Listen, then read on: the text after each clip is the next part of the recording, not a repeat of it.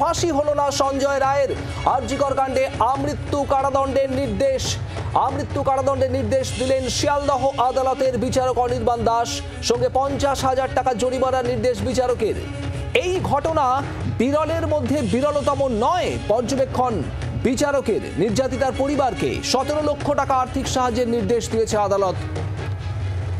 যদিও এই নির্দেশ শোনার পর নির্যাতিতার পরিবার তাদের তরফে বলা হয় আর্থিক সাহায্য চাই না, মেয়ের বিচার চাই, বলেন নিহত ছাত্রীর বাবা। আইনে যা সংস্থান রয়েছে সেই অনুযায়ী এই আর্থিক সাহায্যের টাকা দেওয়ার কথা বলা হয়েছে, বলেন বিচারক অনির্বাণ দাস।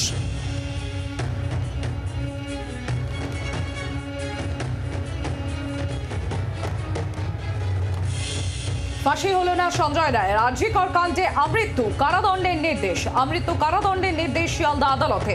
সঙ্গে 50,000 টাকার জরিমানার নির্দেশ বিচারকে। আর এই ঘটনা বিরলের মধ্যে বিরলতম নয়। পর্যবেক্ষণ বিচারকে। নির্যাতিতার পরিবারকে 17 লক্ষ টাকা আর্থিক সাহায্যের নির্দেশ আদালতে। আর্থিক সাহায্য চাই না, মেয়ের বিচার চাই, বলেন নির্যাতিতার বাবা। আইনে যা সংস্থান রয়েছে সেই অনুযায়ী আর্থিক সাহায্যের টাকা দেওয়ার কথা বলা হয়েছে, বলেন বিচারক অনির্বাণ দাস।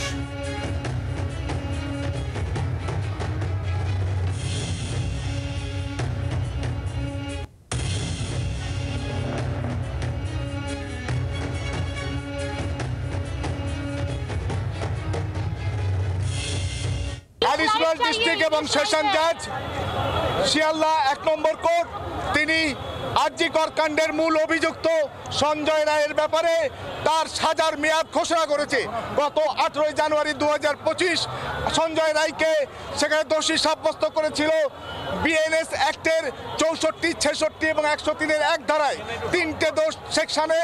আজকের যে সাজার মেয়াদ ঘোষণা করেছেন এই মুহূর্তে সাজার মেয়াদ বিএনএস এর 64 ধারায় অর্থাৎ রেপ ধর্ষণের জন্য তাকে যাবজ্জীবন কারাবাস এবং ফাইন, একই সঙ্গে 66 ধারায় যে ধর্ষণ এবং ধর্ষণের সময় তাকে যে আঘাত যাতে মৃত্যু হতে পারে সেই কারণে বিএনএস এর 66 ধারায় আমৃত্যু কারাবাস এবং 103-এর 1 ধারায় অর্থাৎ খুন বা মার্ডারের জন্য তাকে যাবজ্জীবন কারাবাস এবং ফাইন করা হয়েছে। একইভাবে স্টেটকে নির্দেশ দিয়েছে ভিকটিমের পরিবারকে 10 লক্ষ এবং 7 লক্ষ মোট 17 লক্ষ টাকা ভিকটিমের পরিবারকে ক্ষতিপূরণ দেওয়ার জন্য। हम लोग जो बोले थे कि there has been a severe laches from the part of the investigation. There is a severe laches which we pointed out in our argument, and today is the result of such a investigation, whereby we always prayed for the highest level of punishment, but the London court has given the life sentence of the accused person, and we have pointed out the laches of the investigation that created a confusion in the mind of the London court. That is the reflection of the judgment. By the means of confusion, this judgment has come. Later the judgment will come, the copy of judgment, and the elaborate part of it will explain as soon as we get the copy. আজ শিয়ালদা কোর্টে সাজা ঘোষণার পর আইনজীবীদের বক্তব্য আপনাদের শোনাচ্ছিলাম। আর এবার আপনাদের শোনাবো সঞ্জয় রায়ের বোন, তার কি প্রতিক্রিয়া। কি বলবো, কিছু বলার নেই। আপনারা যেটা সত্যিটা আছে সেটা সরকার প্রশাসন যেটা ঠিক মনে করেছে সেটাই করছেন, আর আপনারা যেটা অভয়ার বিচারটা নিয়ে যেটা আপনি সত্যিটা বার করবেন সেটাই বেরোবে, যেটা সত্যি সেটাই। আপনারা কি উচ্চ আদালতে অ্যাপিল করবেন আপনার ভাইয়ের জন্য? না, আমি আপনাদের উপর আগে থেকে ভরসা করেছি আর বিচারকের উপর ভরসা করেছি। আশা করি ওনারা এই ভরসাটা রাখবেন যে এর পেছনে যারা যারা আছে তাদেরকে সত্যি সামনে নিয়ে আসবেন। আরজিকর কাণ্ডে সাজা ঘোষণা হয়েছে ইতিমধ্যেই, আর সন্তুষ্ট নন মুখ্যমন্ত্রী। আমরা ফাঁসির দাবি করেছিলাম, আমাদের হাতে মামলা থাকলে ফাঁসির নির্দেশ করিয়ে দিতাম। সঞ্জয় রায়ের সাজা ঘোষণার পর প্রতিক্রিয়া মুখ্যমন্ত্রী। এই রায়ে সন্তুষ্ট নই বললেন মুখ্যমন্ত্রী। আরজিকরের রায় নিয়ে কিন্তু আমি যেহেতু হেলিতে ছিলাম বলে আমি ডিটেলসটা এখনো শুনিনি, তো আপনাদের কাছ থেকেই শুনলাম যে এটা নাকি যাবজ্জীবন দেওয়া হয়েছে। এটা আপনাদের কাছ থেকেই প্রথম আমি শুনলাম। আমার রিঅ্যাকশন ইজ ভেরি ক্লিয়ার। আমরা প্রথম দিন থেকেই ফাঁসির দাবি করে এসেছিলাম এবং আজকেও আমরা সেই দাবিতে অটুট আছি, কিন্তু আদালতের রায় ন্যাচারালি এখন সবাই মিলে কি বলবেন আমি জানি না, বাট আমার কথা আমি বলতে পারি বা আমার দলের বক্তব্য যেটা হচ্ছে, আমরা 3টে কেসে আপনারা দেখেছেন 54 দিন থেকে 60 দিনের মধ্যে আমরা ফাঁসি অর্ডার করেই দিয়েছি। কিন্তু আমি জানি না এটা একটা সিরিয়াস কেস এবং এটা নিয়ে ফাঁসি দাবি আমাদের সবার ছিল। সেক্ষেত্রে বিচারের রায় নিয়ে আমি আমার কথা বলতে পারি। আমরা এটাই বলেছিলাম, আমাদের হাতে কেসটা থাকলে আমরা কিন্তু অনেক দিন আগেই ফাঁসির অর্ডার দিয়ে দিতে পারতাম, ফাঁসির অর্ডার করে দিতে পারতাম। আমি জানি না কিভাবে লড়াই করেছেন, কি করেছেন, কি যুক্তি, আপনারা তো লয়াররা জানেন। সুতরাং ডিটেলসটা তো আমি জানি না, ডিটেলসটা তো সিবিআই করেছে এবং আমাদের হাত থেকে তো কেসটা ইচ্ছা করে কেড়ে নিয়ে চলে গেল। আমরা তো বলেছিলাম আমরা যদি করতে না পারি তাহলে আপনারা সিবিআইকে দিন, আমার কোনো আপত্তি নেই, কারণ আমরা চাই বিচার হোক। এই নরক বিচারদের চরমতম শাস্তি হওয়া উচিত। দিদি সিবিআই তদন্তে কি কোনো ত্রুটি রয়েছে?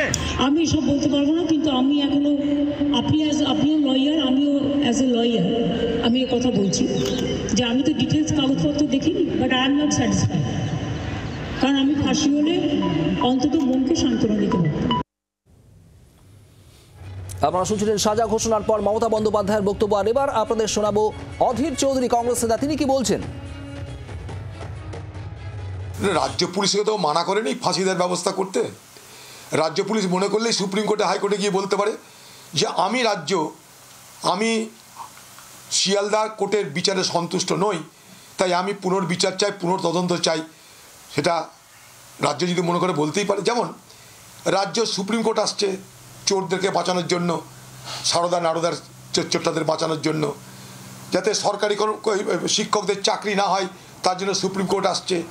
কোথায় কোথায় দেখতে পাচ্ছেন আপনারা যে সুপ্রিম কোর্টে আসার কোনো বিরতি নেই পশ্চিমবঙ্গ সরকারের পক্ষ থেকে। তো পশ্চিমবঙ্গ সরকার যখন কোথায় কোথায় সুপ্রিম কোর্ট আসছে তার নিজের মতামত স্পষ্ট করার জন্য, আজকে সিভিক ভলেন্টিয়ার তাদের বিরুদ্ধে কেস হয়েছে, সুপ্রিম কোর্টে চলে এসছে কে? রাজ্য, যে না সিভিক ভলেন্টিয়ার রাখতে হবে। তাহলে তা যদি হয়, যদি উচ্চ আদালতে যাওয়ার ব্যবস্থায় বরাবর তৃণমূল অংশগ্রহণ করে।